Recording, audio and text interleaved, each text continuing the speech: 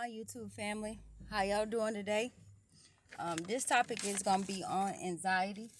I wanted to do it on anxiety because I ain't never went to the doctor for anxiety or anything, but I think that I do suffer like millions of other Americans or just people in the world.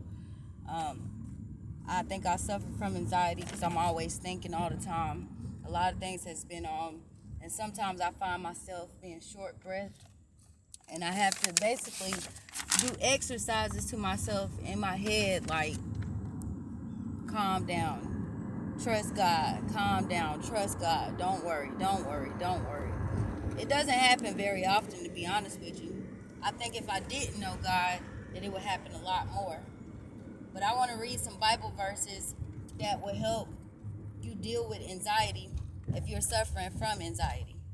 So Matthew 6:25 through 34 says, "Therefore I say to you, take no thought for your life, what you shall eat, or what you shall drink, or what you shall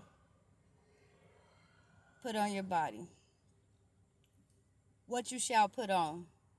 Is not the life more than meals, and is the body not more than an ornament?"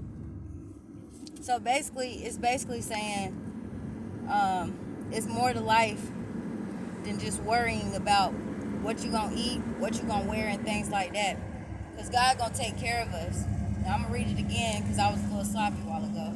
But it says, "Therefore I say to you, take no thought for your life, what you shall eat, or what you shall drink, or what you shall put on your body.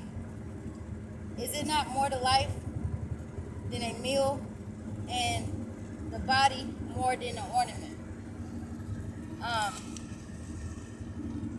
Ephesians 4:67 says, "Be careful for nothing, but in everything by prayer and supplication with thanksgiving, let your requests be known by God." I wrote that Bible verse down, and I want to discuss that one because a lot of people don't know that we can just come to God and tell Him the things that we want. Ask Him for what we need. If He feels like it's sufficient or efficient, He will supply us with that. If He feels like it's not, then it's not meant for us to have. But I want all my brothers and sisters to know, if you need something, if you lacking something, ask God. And I know this to be true because every time that I'm in need or even in want sometimes, God supplies all things.